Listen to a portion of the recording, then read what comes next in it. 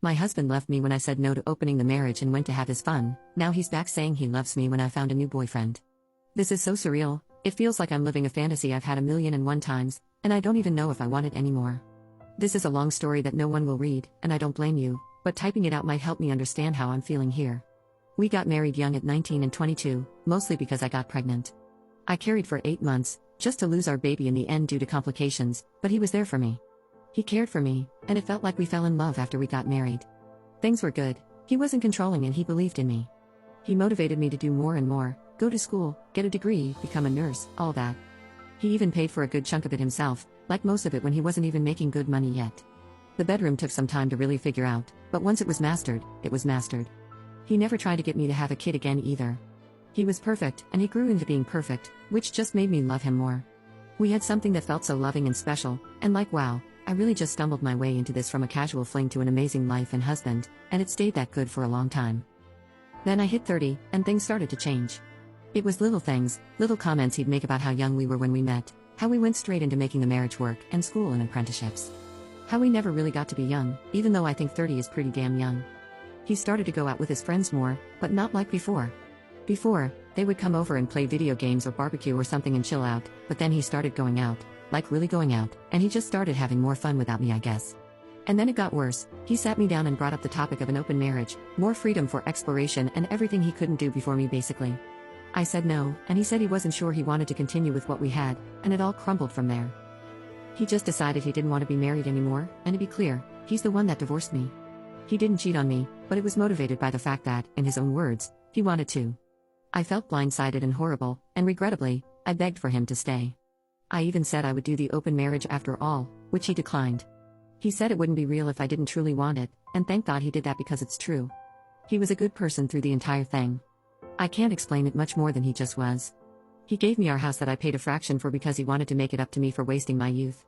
He even offered alimony, which I should have taken him up on, but I didn't because I felt bad and I didn't actually need it, but the point is, he divorced me, blamed me for nothing, and was kind. I couldn't even hate him. He wanted to stay friends, but I didn't because I was still in love with him, so we landed on staying friendly. No blocking, still following each other on social media, no bad words to either side of the family, but we don't talk, except for the twice-yearly Happy Thanksgiving and Merry Christmas texts. The divorce was final in January of 2019, and I thought that was that. I didn't date throughout 2019, and in 2020, I couldn't because of COVID.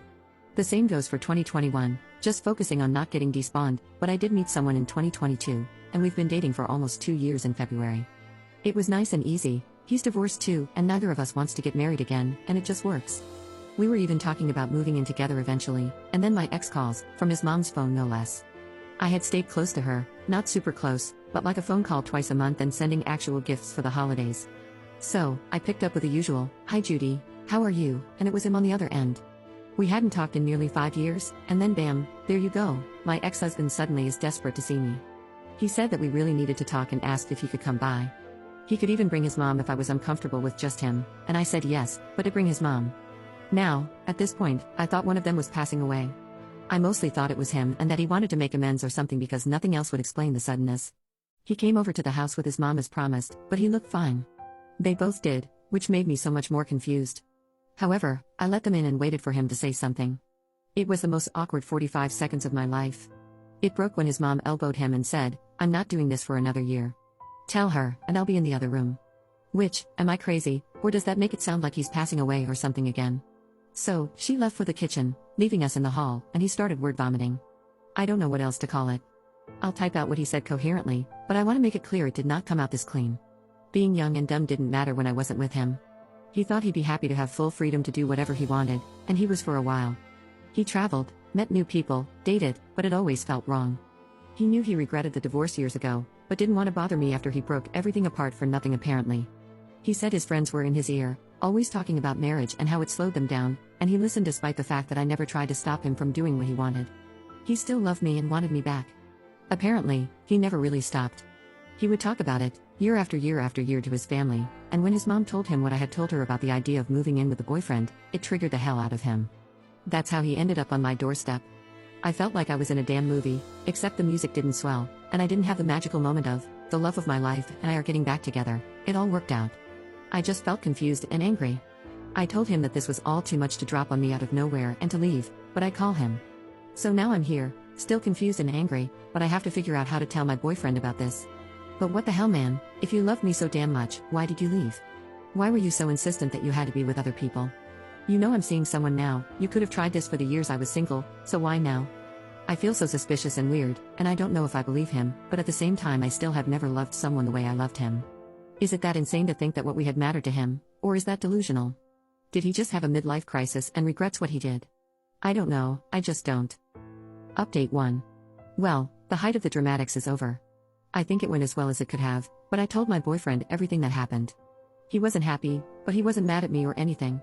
I think it helped that my ex's mom had been there, and we weren't just alone hanging out. We talked a lot, and no, we're not breaking up. Ultimately, I do love my boyfriend. Maybe it's not as intense as what I had with my ex-husband, but that took years to get to. It wasn't overnight either. I think it also helped that my boyfriend is divorced too, and when I asked what he would do in my shoes, he had a lot to say. We both agreed that I'm going to see and talk to the ex about it. He said that if it were him, he'd want to tell his ex face to face that it was over. So I texted my ex, and to be clear, I wasn't vague about what was going to happen with him. The direct text said, "Hey, obviously we need to talk about everything that happened the other day, but I want to be clear that we won't be getting back together no matter how the conversation goes. Knowing that, do you still want to see me?"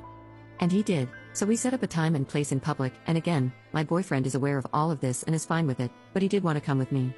Not inside where we were meeting, but he drove me over and waited in the car. I know that could sound weird or bad, but I feel like it makes sense.